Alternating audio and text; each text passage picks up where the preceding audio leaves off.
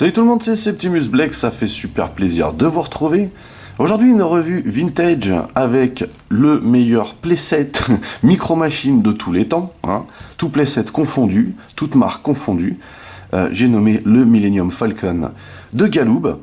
Et j'étais super content de le retrouver, je l'avais retrouvé neuf à l'époque, donc j'ai mis toutes les décales à l'intérieur. Et donc je me suis dit, pourquoi ne pas partager ça avec vous? C'est parti, on jette tout de suite un coup d'œil à la boîte. Toujours les magnifiques illustrations, vraiment très sympa. Ici le faucon aux prises avec détail, un Y-Wing ici. Alors on a le gros logo Micro Machines ici, hein, de dingue, et c'est Micro Machines Space, parce qu'ils en ont fait d'autres. Je veux pas trop m'avancer, mais il me semble qu'il y avait des Star Trek aussi, hein. Alors ici on a l'ensemble de micro-figures. Alors je m'excuse par avance, mais je ne compte pas en fait les défaire. Je veux les garder en l'état dans la boîte. J'espère que vous comprendrez, mais l'aspect collection est assez important dans cette dispo, à savoir qu'à l'intérieur on a quand même du lourd. Je vais quand même vous les montrer en détail après, hein, mais je vais les laisser sur leur socle. Donc voilà pour l'illustration. Ici on a Anne et Chewie aux commandes. On a, vous voyez, l'étoile de la mort en fond, un croiseur.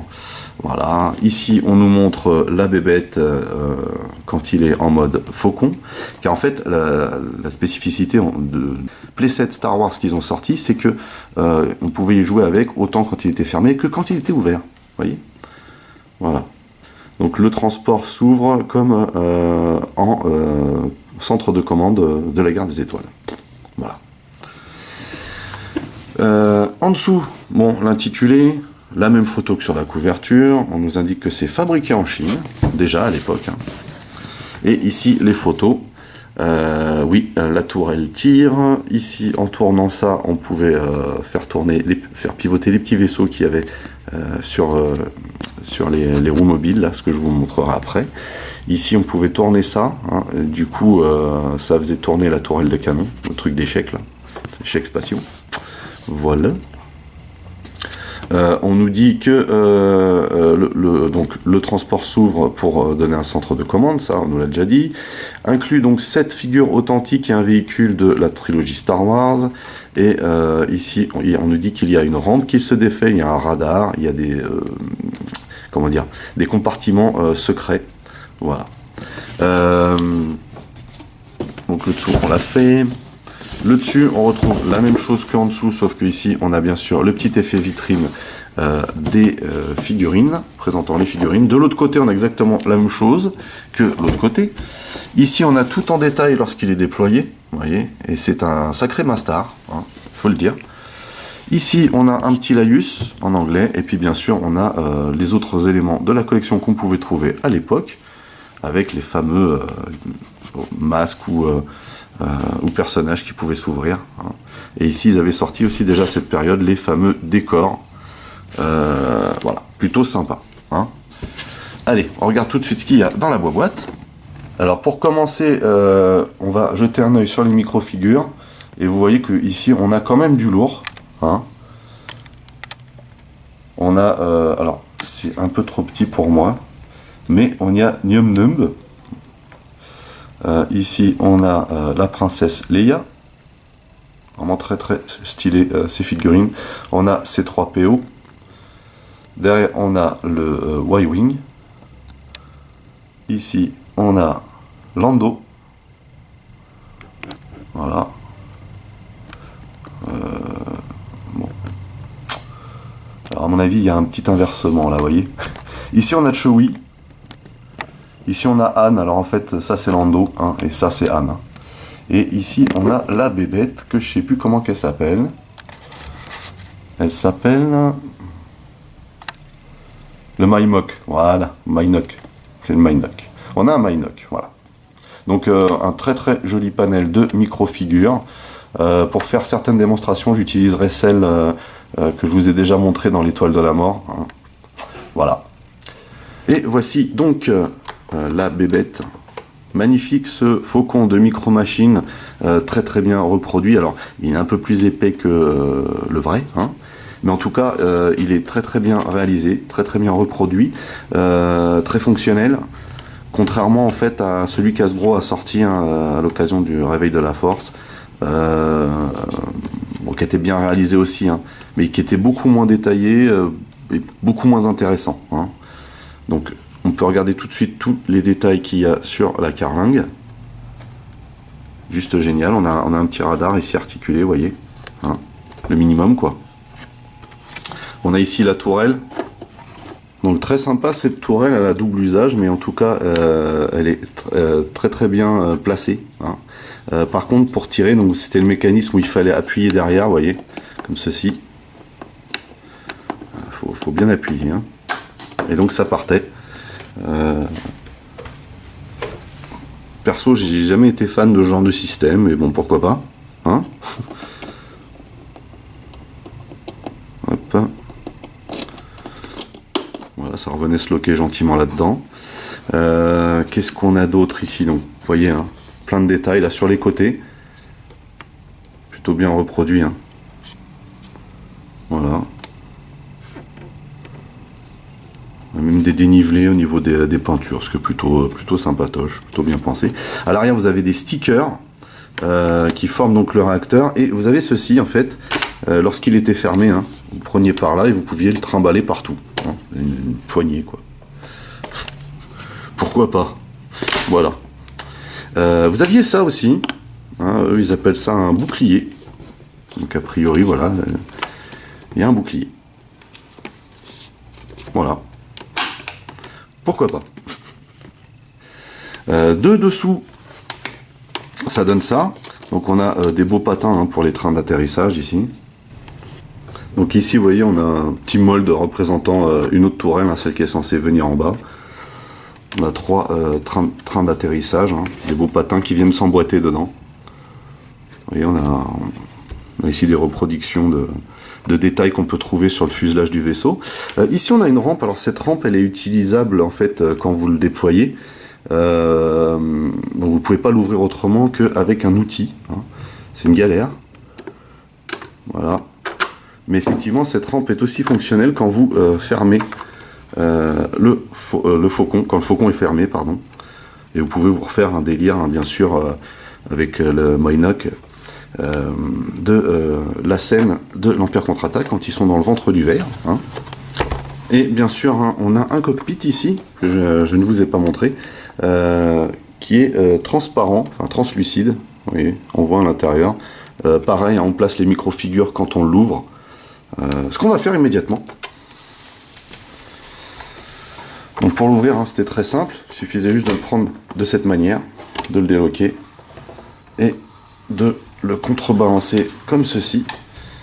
Et en fait ici il fallait se servir de ce fameux bouclier hein, pour faire un appui. En fait c'est un pied, hein. Voilà.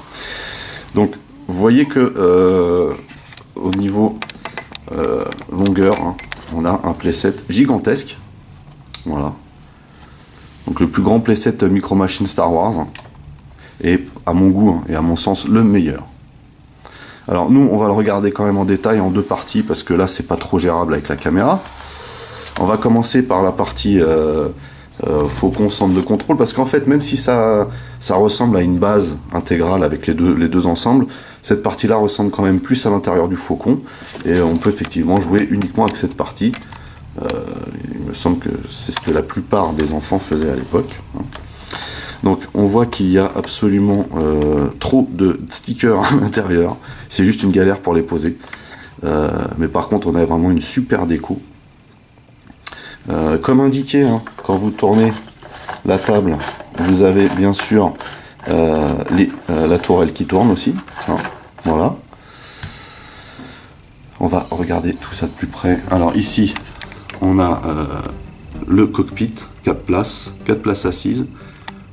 On a trois personnages assis, il me semble, si je me rappelle bien, dans le pack. Vous voyez, on a absolument plein de stickers partout. On On a plein d'endroits pour ranger, et bien sûr c'est pour ranger ces micro-machines. Et ici on a le fameux emplacement où il joue aux échecs. Vous voyez là on a les parties qui représentent les machines. Très stylé tout ça, vraiment. Et donc tous ces compartiments, alors le fameux compartiment caché, vous voyez, dans le 4, quand ils sont dans le sol. Hop. Et ici, tous ces compartiments, ce sont des compartiments de rangement, vous voyez. Alors on a plein de moldes à l'intérieur. Et on pouvait bien sûr mettre ces micro-machines à l'intérieur, hein, les stocker de cette manière. On avait moins de chances de les esquinter. Hein.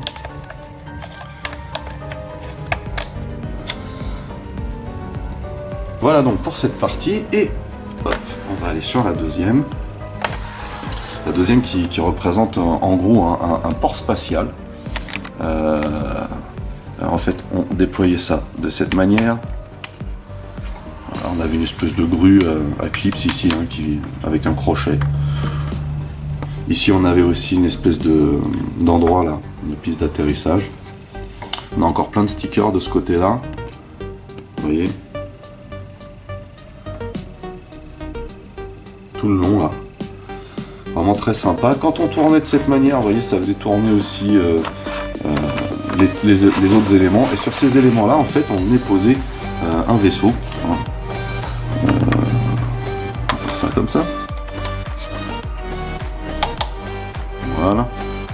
Et donc, vous voyez, le vaisseau tournait en même temps. Faire une belle valse, quoi. Hein. Et hop, il arrivait ici. Il était récupéré par la grue qui, bien sûr, venait le repositionner ici pour l'emmener en révision. Ou pourquoi pas. Après, c'est l'imagination qui fait tout. Hein. Voilà.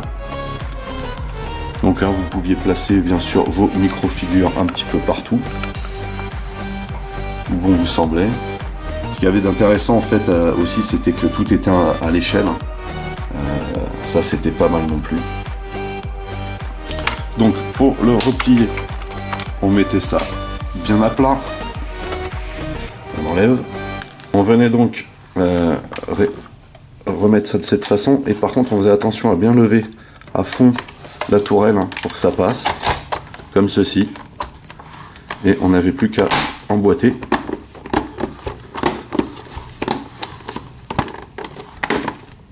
Voilà. On baissait cette partie-là, le fameux soi-disant bouclier, vous voyez. Et on avait le faucon opérationnel en mode vaisseau. Et ce que je vous disais, hein, c'est que tout est à l'échelle, puisqu'on pouvait mettre un personnage comme ça, vous voyez, à côté, une micro-figure, qui pouvait emprunter la rampe. Hein. Vraiment classe. Voilà. On va terminer sur cette belle image. Bah écoutez, j'étais super content de vous présenter ce Faucon Millenium de Galoob. À mon sens, hein, le meilleur playset Star Wars Micro Machine jamais fait jusqu'à ce jour. Mais bien sûr, ce n'est que mon avis. N'oubliez pas que vous pouvez lâcher des commentaires dans la section du dessous, que si vous avez aimé, un pouce en l'air, ça fait toujours plaisir. Vous pouvez aussi partager mes vidéos, hein, c'est cool, ça me fait de la pub. Pour les nouveaux, n'oubliez pas de vous abonner à ma chaîne. Vous pouvez aussi checker mes autres revues, X-Winning, Mask, Transformers, mais aussi mes playlists. En attendant, je vous donne rendez-vous à très vite, et je vous dis à la prochaine. Allez, bye bye!